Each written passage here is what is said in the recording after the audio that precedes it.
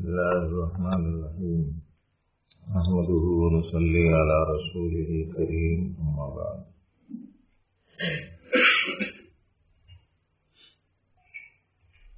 حضرات صوفیہ کرام کے پاس بزرگان دین اور اللہ کے نزدیک ان کی نظر کی گہرائی، شعور کی بیداری، حقیقتوں سے آگاہی کی وجہ سے بنیادی چیزوں کی طرف توجہ زیادہ ہوتی، اعمال کی خرابیاں، اخلاق کی خرابیاں، اعتقاد کی کوتاہیاں، دنیاوی معاملات میں بگاڑ، معاشرت میں خرابیاں، معاملات میں بے اعتدالیاں، ان سب کے پیچھے وہ لوگ یہ سوچتے ہیں کہ کیا چیز کار فرمائے، کیونکہ ان کی نظر گہرائی تک پہنچی ہوئی ہوتی، اسی لیے وہ اصل بنیاد کی اصلاح کی فکر کرتے ہیں۔ چنانچہ انسان کا جو دل ہے وہ ان کے نزدیک بہت ہی اہم ہے، اس کو وہ اپنی محنت کا میدان بناتے ہیں۔ اس سلسلے میں کچھ مختصر سی بات یہاں آپ کو سنائی جا رہی ہے۔ دل کے روحانی بیماریاں بہت زیادہ ہیں، جن کا اثر پوری انسانی زندگی پر پڑتا ہے۔ یہاں انہوں نے ایک لفظ بڑھایا ہے، دل کے روحانی بیماریاں، روحانی امراض، اس بات سے کہ دل کے جسمانی اور مادی امراض بھی ہوتے ہیں۔ دل کا پھیل جانا بھی ایک مرض ہے، دل میں دوران خون کا متاثر ہو جانا بھی ایک مرض ہے، دل کی حرکت میں بے اعتدالی کا پیدا ہو جانا بھی ایک مرض ہے۔ لیکن یہ وہ بیماریاں ہیں جس سے جسم بگڑتا ہے، جسم خراب ہوتا ہے۔ یہاں وہ بیماریاں مراد نہیں ہیں۔ یہ دوسری بات ہے کہ روحانی بیماریوں کے لیے جو علاج بتایا جا رہا ہے، اس علاج سے دل کی یہ ظاہری بیماریوں کے دفع کرنے میں بھی مدد ملتی ہے۔ پتہ نہیں بات سمجھ میں آئی کہ نہیں؟ یہاں موضوع بحث وہ جسمانی مادی امراض نہیں ہیں، روحانی امراض ہیں۔ البتہ جسمانی مادی جو امراض ہوتے ہیں، ان امراض کے دفعیے میں روحانی بیماریوں کے لیے جو علاج بتایا جا رہا ہے اس سے مدد ملتی ہے۔ دل کے بیمار لوگوں کے لیے موجودہ سائنسی تحقیقات کے نتیجے میں جو مختلف چیزیں ان کے دل کو قوی کرنے، مضبوط بنانے، استعداد و صلاحیت بڑھانے اور اس میں بہتری پیدا کرنے کے لیے جو تدبیریں ان لوگوں نے سوچیں، ان میں سے ایک یہ کہ انسان کس قسم کی آواز نکالے، کس چیز کا زبان سے اظہار کرے جس کی وجہ سے اس کے دل کی کیفیت میں بہتری پیدا ہو، اس کے بارے میں تحقیق کرے۔ ہنسنے کا ایک عمل بتائے، کوئی اور لفظ بولنے کا ایک عمل بتائے، کسی اور قسم کی بات کرنے کا ایک عمل بتائے، اور آلوں سے دل کی کیفیت کو دیکھتے رہے۔ اسی درمیان میں ان لوگوں نے ایسے بیماروں سے یوں کہا کہ اللہ بولو، تو مشینوں میں ان لوگوں نے دل کی کیفیت دیکھی تو یوں کہا کہ جتنی ہماری بول کی لائن کی تدبیروں میں دل کی منفعت ہے، اس میں سب سے زیادہ فائدہ اللہ بولنے میں ہے۔ اس واسطے اب دل کے بیماروں کو مقرر کر دیے، صبح میں شام میں 60 وقت، 80 وقت اللہ اللہ بولا کرو۔ یہ دنیا کے ڈاکٹروں کی بات بول رہا ہوں میں، اس لیے سنا رہا ہوں کہ دل کے روحانی امراض کے علاج کے لیے جو بات یہاں آپ کو سنائی جا رہی ہے، اس سے اصل مقصود تو روحانی امراض کا علاج ہے۔ باقی دل سے متعلق جو جسمانی امراض ہیں ان کے دفعیہ میں اس سے مدد مل سکتی ہے۔ تو کہتے ہیں کہ دل کے روحانی بیماریاں بہت ہیں، جن کا اثر پوری انسانی زندگی پر پڑتا ہے، ان میں چند بیماریاں نہایت خطرناک ہیں۔ ان میں سے ہر ایک صرف ایک مرض نہیں بلکہ سینکڑوں امراض کے وجود میں آنے کا سبب ہے۔ اسی لیے ہر وہ مومن جو اللہ تعالیٰ سے شرم و حیا کی صفت سے متصف ہونا چاہتا ہے، ہونا چاہیے کہ وہ ایمان کا اہم ترین شعبہ ہے۔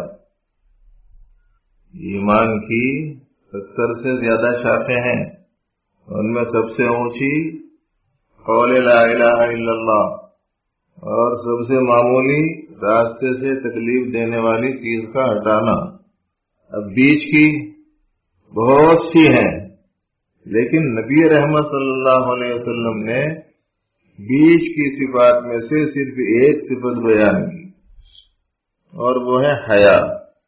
اتنی اہمیت ہوں گی جو تمام صفات کو اپنے اندر سمیٹے ہوئے۔ شرم جسے کہتے ہیں، آدمی کے اندر ان میں پائی جانے والی وہ خصوصیت جس کی وجہ سے آدمی ہر ایسے عمل، ہر ایسے قول اور ہر ایسی حرکت سے اپنے آپ کو روکے رکھتا ہے جو کسی اہم شخصیت کے سامنے کرنا ٹھیک نہیں ہوتا۔ وہ کیفیت کا نام حیا ہے۔ مولوی کو دیکھ کے گالی دیتے ہوئے زبان بند کر لیتے نا، تو وہ جو ان کے سامنے ٹھیک نہیں، یہ ہے حیا۔ امام کو دیکھ کے سگریٹ پیچھے کر لیتے نہیں، وہ جو اندرون میں جو سبب ہے کہ بھئی یہ جو حرکت ہے یہ ان کے سامنے نہیں ہونی چاہیے، یہ جو اندرون میں ہے۔ خواتین میں بس پایا جاتا ہے کہ کوئی بھی مرد سامنے آتا ہے تو چپ جاتی، وہ جو کیفیت ہے اندرون میں، یہ جو وصف ہے، یہ جو خصوصیت ہے، یہ جو تقاضا اور داعیہ ہے، یہی حیا ہے۔ اور ظاہر ہے کہ سب سے زیادہ لحاظ تو استاد کے مقابلے میں، شیخ کے مقابلے میں، امام کے مقابلے میں، ماں باپ کے مقابلے میں، کسی بڑی خاندان کی شخصیت کے مقابلے میں سب سے زیادہ لحاظ تو پروردگار عالم کا ہونا چاہیے۔ اور وہ وقت اگر جلا پا جاتا ہے، زندہ رہتا ہے، تو پھر ایسی صورت میں آدمی کی زندگی قاعدے کی، سلیقے کی، طریقے کی ہو جاتی۔ اسی لیے ہر وہ مومن جو اللہ تعالیٰ سے شرم و حیا کی صفت سے متصف ہونا چاہتا ہے، اس پر لازم ہے کہ وہ اپنے دل کو خاص طور سے درج ذیل بیماریوں سے محفوظ رکھے۔ بیماریاں بہت زیادہ ہیں، لیکن یہاں آسانی سے سمجھ میں آنے، یاد رہنے کے لیے یا جن چیزوں کی طرف خصوصیت سے زیادہ توجہ رکھنے کے لیے بتایا جا رہا ہے۔ ایک بیماری ہے دنیا کی محبت، چھوٹی بیماری ہے، ہزاروں بیماریوں کی ایک بیماری ہے، اور اس کی محبت کو نکالنے کے واسطے لفظ دنیا کی کا مفہوم ذہن میں رکھنا۔ دنی سے دنی، نکمی، بے قیمت، بے حیثیت، ردی۔ اسی لیے ہمارے حضرت صوفی صاحب رحمۃ اللہ علیہ کبھی کبھی فرماتے تھے، اجازت نہیں ہے یہاں سے خود سے جانے کی، ورنہ یہ خراب دنیا میں کون رہنے کو تیار۔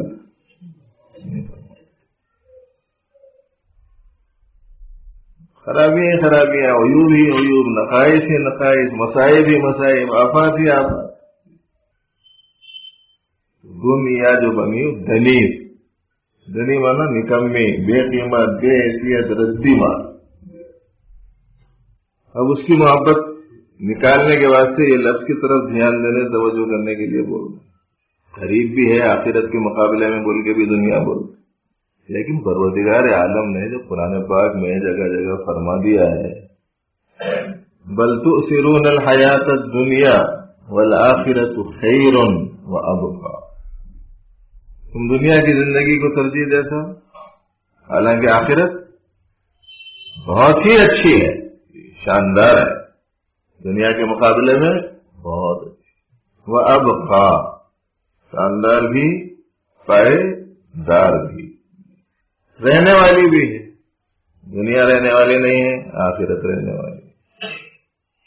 دنیا بہتر نہیں ہے، آخرت بہتر ہے.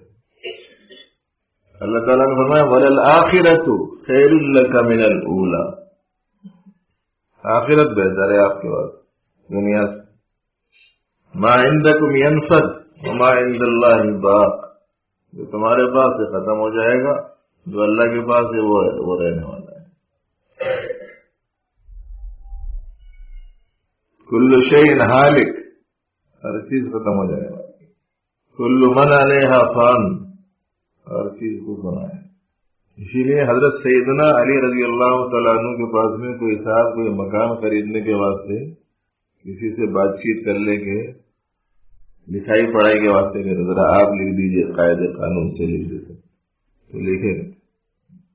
کیا لکھے؟ ایک دھوکہ کھانے والے نے دھوکہ کھائے ہوئے سے مکان خریدا. نہ بیچنے والا رہے گا، نہ خریدار رہے گا، نہ ہی مکان رہے گا. ذہن منتقل کرنے کے واسطے اس میں ایسی چیز کی محبت دل میں بسی. کہتے ہیں کہ دل کے روگوں میں، دل کے بیماریوں میں، دل کے امراض میں، وہ امراض جو ایک مرض نہیں سینکڑوں بیماریوں کے وجود میں آنے کا سبب ہے، ان میں سے ایک دنیا کی محبت. دوسری بغض و عداوت، دوسروں کے بارے میں دل میں خراب جذبات، دشمنی، کینہ کپٹ، ناراضگی، جس سے ہمارا کوئی اصلاً کوئی کام متعلق نہیں ہے. ہماری آخرت کے جو اصل کام ہے، اور یہ دونوں بیماریوں کی جو بنیادی سبب ہے وہ یہ ہے کہ آخرت سے غفلت دل کی بیماریوں میں سے ایک بڑی بیماری. واقعہ یہ ہے کہ اگر ذکر کی ہوئی بیماریوں سے دل کو پاک کر لیا جائے تو انشاءاللہ روحانی اعتبار سے دل پوری طرح سے صحت یاب ہوگا، اور پورا جسم انسانی اطاعت خداوندی کے جذبے سے سرشار اور گناہوں سے محفوظ ہو جائے. دل کو ہر طرح کی اخلاقی بیماریوں، روحانی امراض سے پاک رکھنے کے لیے تزکیے کی ضرورت ہوتی ہے، جس کا حاصل یہ ہے کہ دل کو اتنا صاف ستھرا کر لیا جائے کہ وہ برے اخلاق سے خود بخود نفرت کرنے لگے.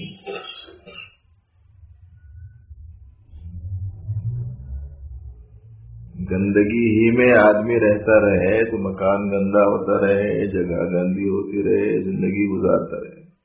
لیکن اگر آپ پاکیزہ صاف ستھرے ماحول میں جہاں ہر چیز سلیقے کی، طریقے کی، صفائی والی، خوشبو سے معمور، پاکیزہ، نظیف اور نہایت ہی دیدہ زیب چیزوں کے ساتھ میں مزین پرفضا ایسے ماحول میں عرصے تک رہے، اس کے بعد میں کسی گندی جگہ کو آئے تو وہاں رہنا تو دور کی بات ہے، وہ ایک نظر جو پڑ جاتی ہے اسی سے آدمی کے سر میں درد ہونا شروع ہو جاتا ہے. تو اتنا صاف کرنا دل کو، اتنا صاف کرنا، اتنا صاف کرنا کہ خود ہی بری جو چیزیں ہیں اس سے نفرت ہونے لگے اور اخلاق فاضلہ کا شوقین بن جائے. جب آدمی کا دل مزکا اور مجلہ ہو جاتا ہے تو اس کے لیے رضا الہی کا راستہ سہل اور آسان ہو جاتا ہے. اسی بنا پر قرآن کریم میں رسول کریم صلی اللہ علیہ وسلم کی ذمہ داریاں بتاتے ہوئے بطور خاص وَيُزَكِّيهِمْ کو ذکر کیا گیا، اور رسول کریم صلی اللہ علیہ وسلم نے اس سلسلے میں حضرات صحابہ رضی اللہ عنہم اجمعین پر پوری توجہ رکھی، یہاں تک کہ آپ کی صحبت اور بہترین تربیت کی بدولت وہ صحابہ امت کے تمام بعد میں آنے والے اولیاء، مشائخ، علماء سے افضل قرار پائے، اور ان کو زبان نبوت سے نجوم ہدایت کا لقب عطا ہوا، ہدایت کے ستارے.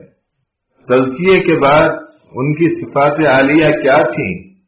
حضرات صحابہ کی، ان کا ذکر حضرت عبداللہ ابن مسعود رضی اللہ عنہ کے بیان کردہ الفاظ کی ترجمانی میں یہ ہے کہ فرماتے ہیں کہ جس کو پیروی کرنی ہو وہ مرحومین کی پیروی کرے، اس لیے کہ زندہ لوگ فتنے سے محفوظ نہیں، اور وہ حضرات صحابہ کرام رضی اللہ عنہم اجمعین جو اس امت میں سب سے افضل تھے، جن کے دل سب سے زیادہ نیک تھے، جو علم کے اعتبار سے سب سے گہرے اور تکلفات میں کمتر تھے۔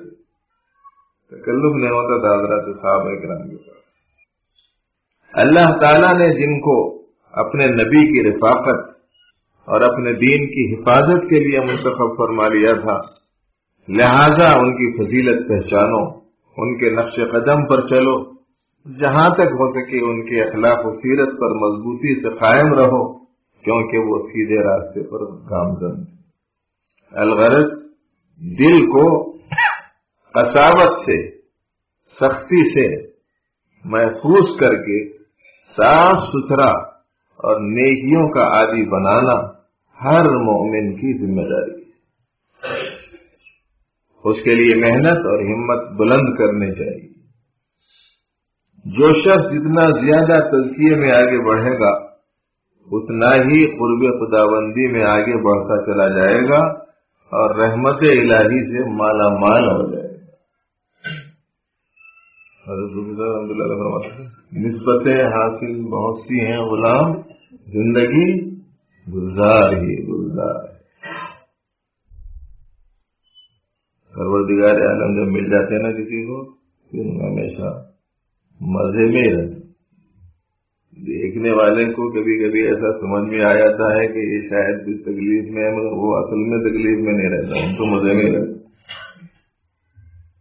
بڑی چیز، سب سے بڑی چیز مل جانے کے بعد چھوٹی چیزوں کی طرف دھیان ہی نہیں رہتا، تو اس کا ملنا نہیں ملنا کیا ہے۔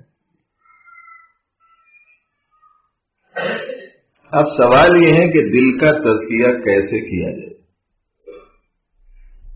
اور اس کو روحانی رذیل چیزوں سے محفوظ رکھنے کے لیے کیا تدبیر اختیار کی جائے۔ اس سلسلے میں رہنمائی فرماتے ہوئے نبی کریم صلی اللہ علیہ وسلم نے ارشاد فرمایا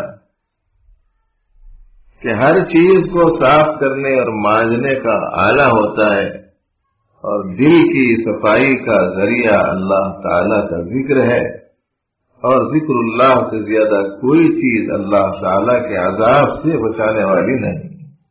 ایک دوسری روایت میں ارشاد ہے ذکر اللہ شفاء القلوب، اللہ تعالی کا ذکر دلوں کے بیماریوں کے لیے شفا ہے۔ حضرت ابو درداء رضی اللہ عنہ فرماتے ہیں کہ دلوں کو پاکیزہ کرنے کا ذریعہ اللہ تعالی کا ذکر مبارک، یعنی جتنا زیادہ ذکر الہی میں اپنے آپ کو لگائیں گے اتنا ہی دل صاف ہو، خیر کی توفیق عطا کی جائے گی، دل کی بیماریاں دور ہوں گی، جن کی بنا پر دل کو سکون و اطمینان کی دولت نصیب ہوگی۔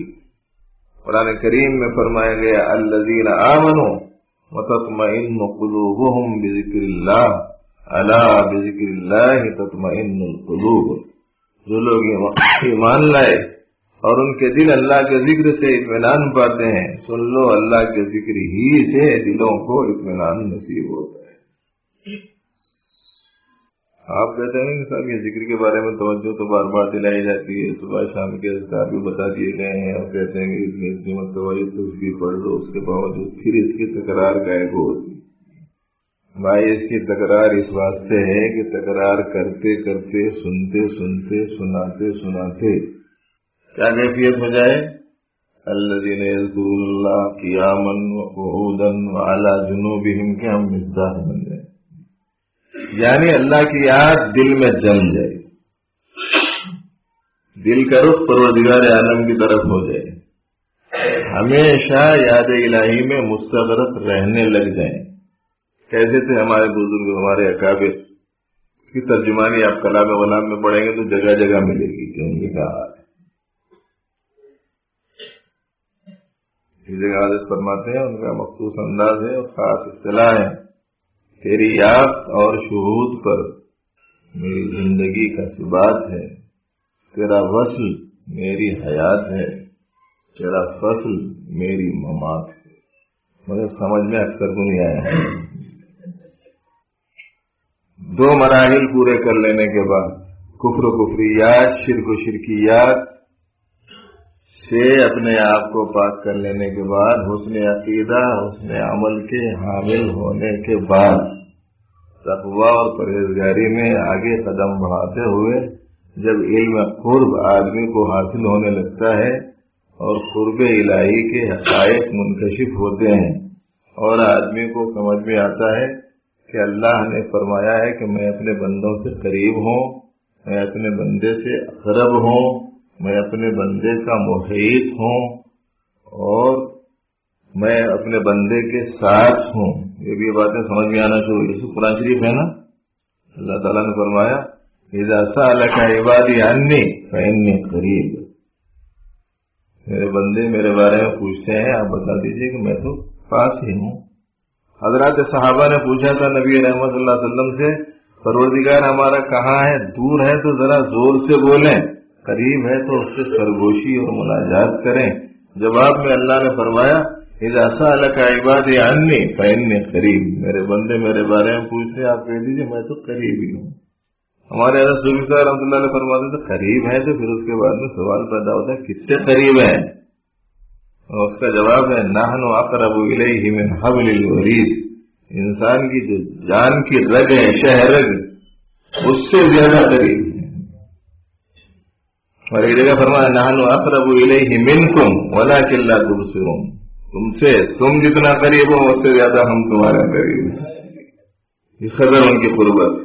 وَهُوَ مَعَكُمْ أَيْنَمَا كُنْتُمْ، اللہ تعالیٰ تمہارے ساتھ ہی ہے جہاں گئے تم۔ أَيْنَمَا تُوَلُّوا فَثَمَّ وَجْهُ اللَّهِ، جدھر تمہارا رخ ہو ادھر اللہ ہی کی ذات۔ وَاللَّهُ بِكُلِّ شَيْءٍ مُحِيطٌ، اللہ تمام چیزوں کو گھیرے ہوئے ہیں۔ یہ سب قرآن شریف ہے نا، جب یہ مضامین کھلتے ہیں تو پھر ایسی صورت میں باہر وہی دیکھنا یہ شہود کہلاتا ہے، اندرون میں وہی پانا یہ یافت کہلاتا ہے۔ اب ذرا سا سمجھو تیری یافت اور شہود پر، آپ کو دیکھتے رہنے، آپ کو پاتے رہنے ہی میں میری زندگی ہے، اور جس وقت میں جس لمحے میں یہ کیفیت منقطع ہو جائے وہی میری موت۔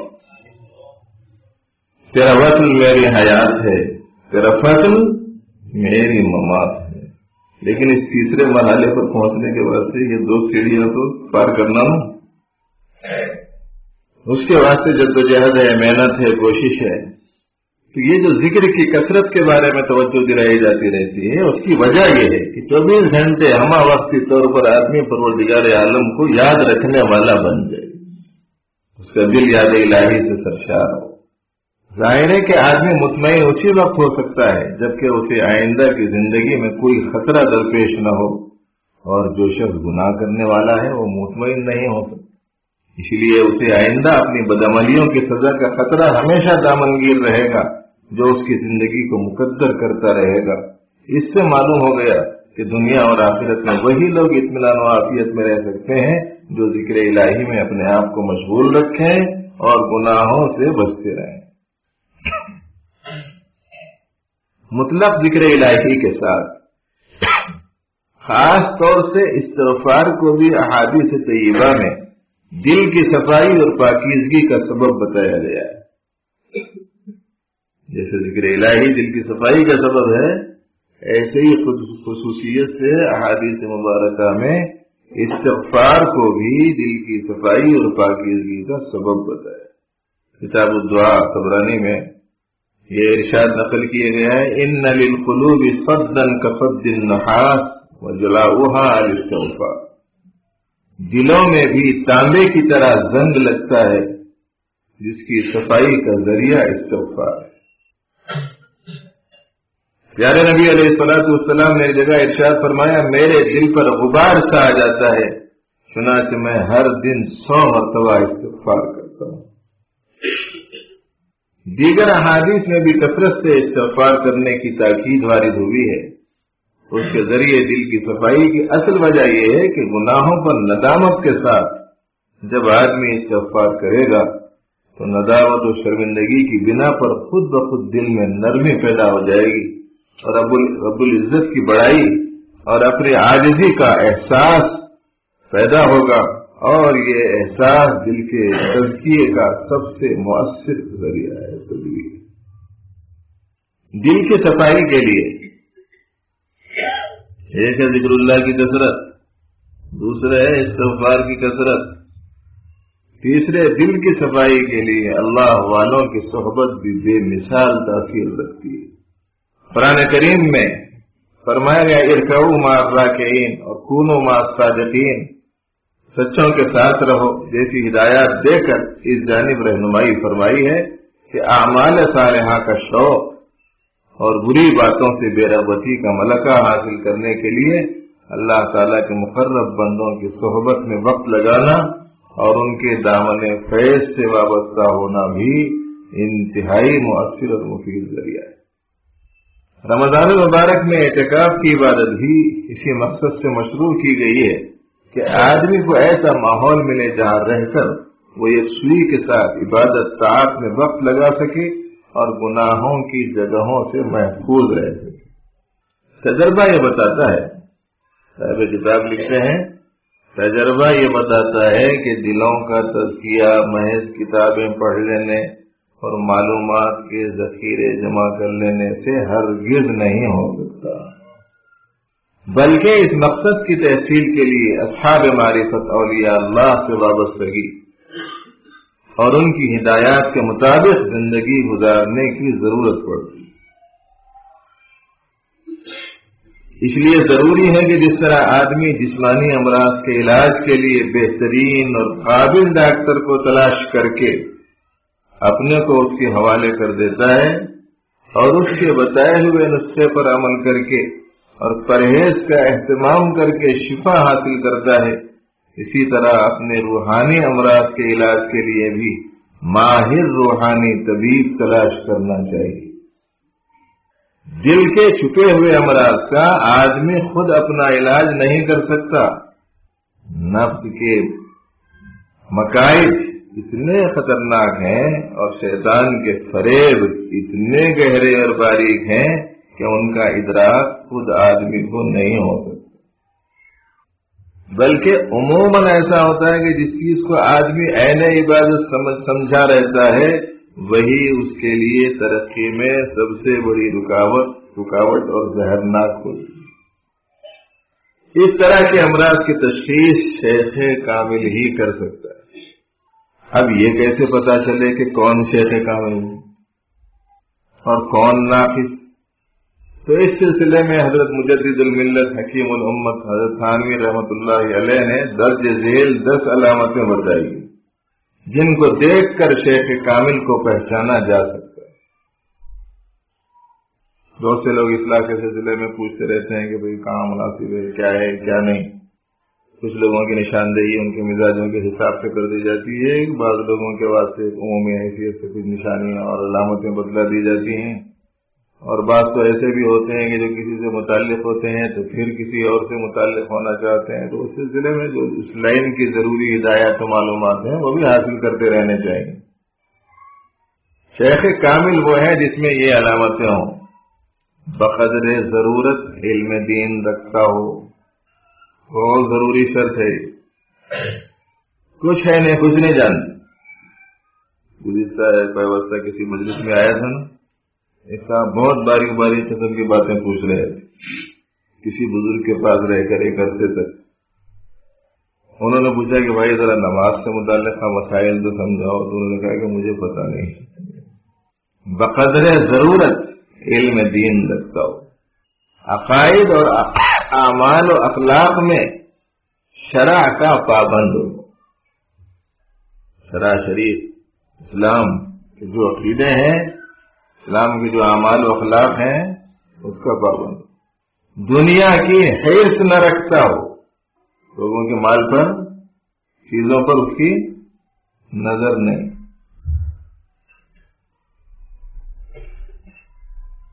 یہ تو بہت بڑی دولت تقسیم کرنے والے لوگ ہوتے ہیں، ان سے دنیا غنی لینے والے نہیں ہوتے۔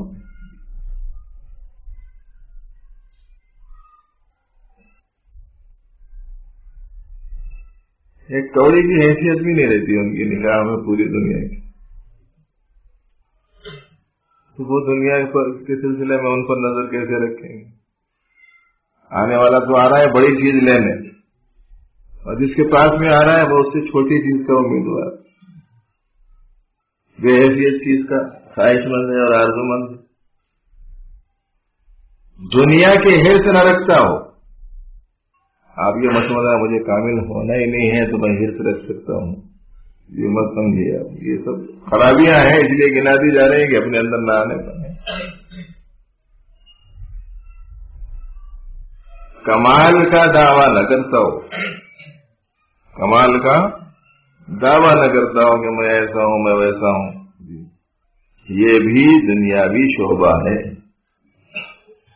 ये भी दुनियावी शोभा है। हर बार लोग कभी कभी बोलते हैं सर क्या बात है नहीं मानो, महल्ले में सारे लोग मेरे पीछे पड़े हुए रहते, सताते रहते, हालांकि सबसे ज्यादा पाबंद मैं ही हूं पूरे महल्ले में।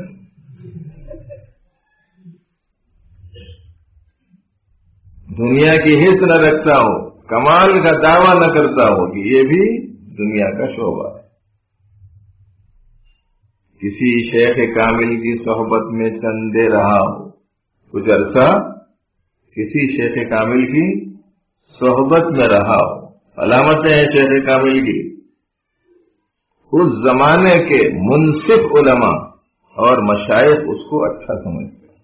जिस जमाने में वो है उस जमाने के इंसाफ पसंद जो उलमा है और उस जमाने के जो अहलुल्लाह हैं उसको अच्छा समझते हैं। बनिस्बत अवाम के खवास यानी समझदार दीनदार लोग उसकी तरफ ज्यादा मायल हो। बनिस्बत अवाम के खवास यानी दीनदार लोग उसकी तरफ ज्यादा मायल हो। एक और अहम अलामत है, जो लोग उसके मुरीद हैं उनमें अक्सर की हालत शरीयत के एतबार से और दुनियावी हिर्स की किल्लत के एतबार से अच्छी हो। ज्यादातर उसके जो मुरीद हैं पाबंद शरा रहते हैं और माल की तलब नहीं रखते हों। और कैसा हो? कहते हैं वो शेख तालीम और तलकीन में अपने मुरीदों के हाल पर शफ़क़त रखता हो और उनकी कोई बुरी बात सुनकर या देखकर उनको रोक टोक करता हो। अच्छी तरीके से सुने, कामिल शेख कौन है, बेहतरीन शेख कौन है? जो मुरीद की गलती को देखकर रोके टोके। और मुरीद ऐसा होना चाहिए कि उसकी जानिब से बगैर किसी रुकावट के इजाजत हो के शेख ठोके, उसके बगैर कहाँ का मुरीद है? ये हम अपनी तरफ से बढ़ाया हमारा इसमें नहीं है। कोई बुरी बात सुनकर या देखकर उनको रोक टोक करे, ये ना हो कि हर एक को उसकी मर्जी पर छोड़, जिसे जी में जो आया करता चला जाए। इसी वास्ते अगर आप हजरात आएंगे खानखा वगैरह में तो ये टूटी खोल के खुला वजू करने की इजाजत भी नहीं मिलेगी। वहां तो मुतय्यना लोटा उसको बांध के रखेंगे, बकदरे जरूरत पानी से वजू करने की आदत डालो। उन्हें खोल के बैठ जा रहे हैं, 4-4 लोटे 5-5 लोटे एक वजू में, नमाज अल्लाह का हुक्म पूरा करने जा रहे हैं, पानी का इसराफ करते हुए, तो क्या नूरानियत आ जाएगी। इसकी पाबंदी करना पड़ेगा, जुबान भी बंद, और जो प्लास्टिक का टुकड़ा है वो तो बंद ही रहना चाहिए। वहां के क़ियाम के जमाने में लाए की कोई शदीद जरूरत, ऐसा नहीं कि उसको उसकी मर्जी पर छोड़ दे। ये 8वीं अलामत थी। 9वीं अलामत, उसकी सोहबत में चंद बार बैठने से दुनिया की मोहब्बत में कमी हो और हक़ ताला की मोहब्बत में तरक्की महसूस होगी। 10वीं अलामत है, खुद भी वो ज़ाकिर व शागिल हो कि बगैर अमल या अज़्म अमल तालीम में बरकत नहीं हो। ये 10 अलामत है। जिस शख्स में ये अलामत हों फिर ये न देखे कि उससे कोई करामत भी सादिर होती है या नहीं। یا اس کو کشف بھی ہوتا ہے یا نہیں، یا یہ جو دعا کرتا ہے وہ قبول بھی ہو جاتی ہے یا نہیں، یا یہ صاحب تصرفات ہے یا نہیں، کیونکہ یہ چیزیں مشیخت کے لوازم یا ولایت کی علامتوں میں سے نہیں ہے۔ کوئی دور اللہ کے فضل سے مذکورہ صفات، مذکورہ علامات سے متصف اولیاء اور اصحاب معرفت سے خالی نہیں رہا ہے۔ صاحب کتاب لکھتے ہیں کوئی دور اللہ کے فضل سے ان علامات کے رکھنے والے اولیاء اور اصحاب معرفت سے خالی نہیں رہا ہے۔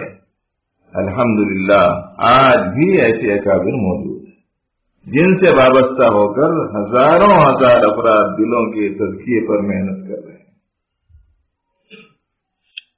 تو یہ چند چیزیں ہیں، اس کا خیال رکھنا، دل اچھا بنانا، اس کے واسطے ذکر الہی کی کثرت، استغفار کی کثرت، اہل اللہ کی صحبت، اور اپنا اصلاحی ربط و تعلق کسی ایسے شیخ سے جو ہماری اپنی نگاہ میں شیخ کامل ہو اور جس کے پاس بیٹھنے سے اپنی ذات کو زیادہ نفع محسوس ہوتا ہو اور اس سے مناسبت ہو، اس سے بھرپور استفادے کا اہتمام کرنا چاہیے۔ اللہ جل شانہ صحیح علم و عمل کی سب توفیق عطا فرمائے۔ کل صبح ہفتہ اور اتوار 2 دن، کل صبح سے محبوب نگر میں 2 روزہ سلسلے کا اجتماع ہے، مدرسہ الکوثر محبوب نگر شاہ صاحب گٹا پر۔ آپ حضرات میں سے جو آج شام پہنچ سکتا ہو رات میں وہاں پہنچ جائے، اور جو کسی وجہ سے رات نہ پہنچ سکے تو کم از کم صبح کی اولین ساعتوں میں، یہاں سے 2-2.5 گھنٹے کے سفر کی مسافت پر ہے، وہ پہنچے تاکہ کم از کم دوسری مجلس سے وہ وہاں کے پروگرام سے فائدہ اٹھا سکے۔ اس کا خیال رکھیں۔ خواتین کو بھی لانا چاہیں تو محرم کے ساتھ خواتین آ سکتی ہیں، اور مخصوص صرف اصلاح کی نیت سے، استفادے کی نیت سے، ایمانی اور دینی اعتبار سے اپنے اندرون میں تحریک بڑھانے کی نیت سے، اللہ کو راضی کرنے کے قصد سے آنا چاہیے، یعنی کہ کوئی اور نیتیں اس میں رکھ لی جائیں، گھر میں رہتے رہتے بیزار ہو گئے چلو 1-2 دن جا کے آ جاؤں گا، اب تک محبوب نگر جانا ہی نہیں ہوا، دیکھیں گے وہ ضلع کیسا ہے، جی اس قسم کی چیزیں نہیں، نیت پاکیزہ رکھتے ہوئے شریک ہونے کی کوشش فرمائیں۔ اللہم صلی علی سیدنا محمد وعلی آلہ وصحبہ وسلم۔ اللہم اعنا بالعلم وزینا بالحلم واکرمنا بالتقوی وجملنا بالعافیہ۔ صلی وسلم وبارک علی سیدنا محمد